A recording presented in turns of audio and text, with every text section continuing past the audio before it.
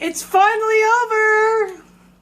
Veda, day 30, April 30th, 2014, Whisker Wednesday. Today's the last day of Veda.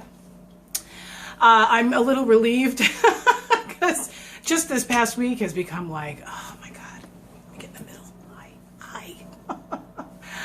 Hi. Yes, there are 5 Wednesdays in April, and I have 4 cats. So every day in April, I showcased one of my cats. And so now we come to the 5th, and I'm gonna try to get through this video without crying. If you're not an animal lover, just go ahead and click out because you're gonna find this video boring and pathetic. But anyway, I have always had cats, with the exception of a small period of time after my first son was born. From birth, I always loved cats. It just always was a thing with me. From the time I was like 6 or 7, I started to collect cat posters, and my entire walls in my room were just covered with kittens and cats. I've always had a very deep connection with the feline persuasion. And when I was 18 and I moved out of my parents' house, my boyfriend at the time got me a little kitten.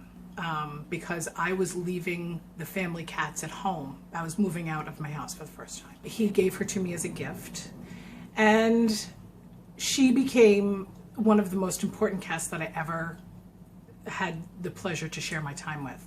Her name was Oprah, because back then Oprah Winfrey was like, you know, just up and coming and huge.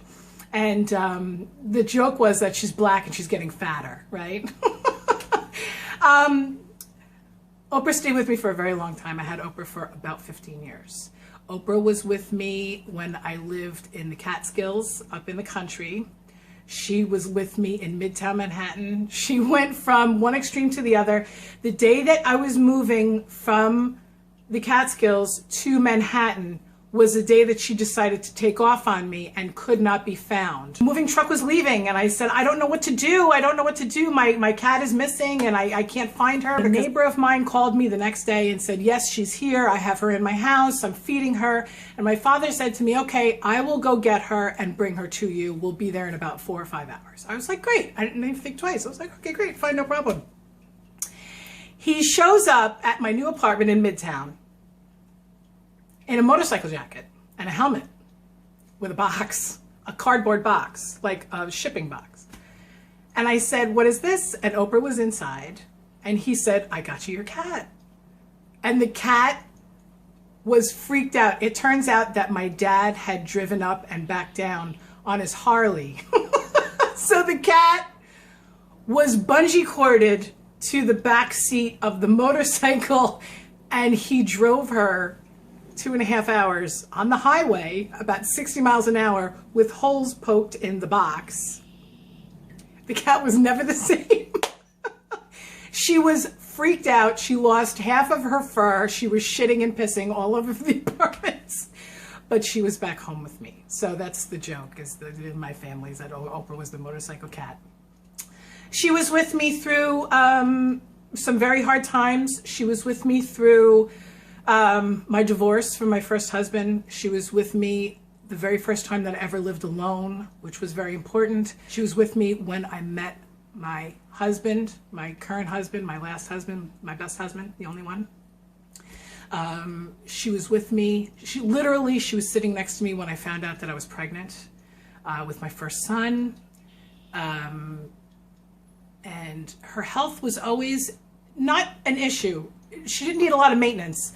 She needed yearly visits to the vet for $1,000. That's what she needed. She had chronic kidney disease, which means that about every 7 or 8 months, she would start to drink a lot and pee a lot, and she would pee everywhere. And she was like steadily losing weight towards the end. And after my first son was born, it was about 8 weeks, and she just kind of, she was making room. She was making room in my life for people to come in, because she was a lot of work. She was a lot of work. She didn't like a lot of other people. She loved me. She loved me. She used to suck on my ear. And she used to get on my chest and she used to do this kneading thing, and she loved me so much that she would just start to drool. She was disgusting. She was gorgeous, gorgeous cat. Sleek, black, no white hair, no other color, just black. She's gorgeous. She's a witch's cat. She didn't really like anybody but me. She didn't even like my husband. She didn't like, we had a dog. She hated the dog. She hated everything. She was never mean to the baby.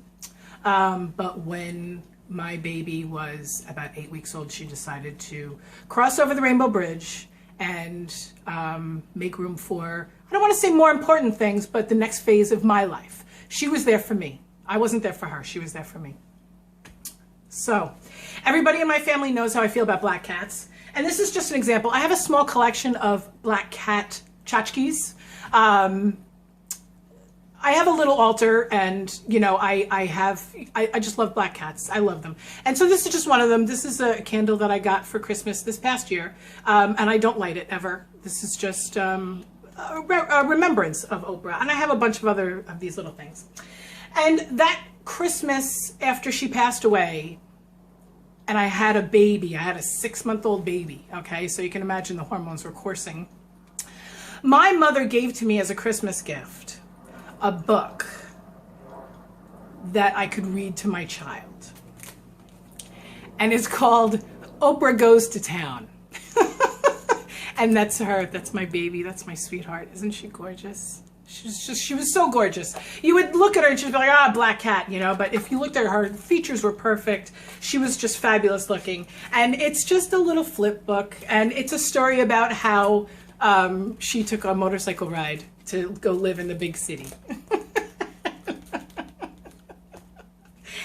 And the last page of the book is a picture of, we lived in a high-rise at the time that she passed away.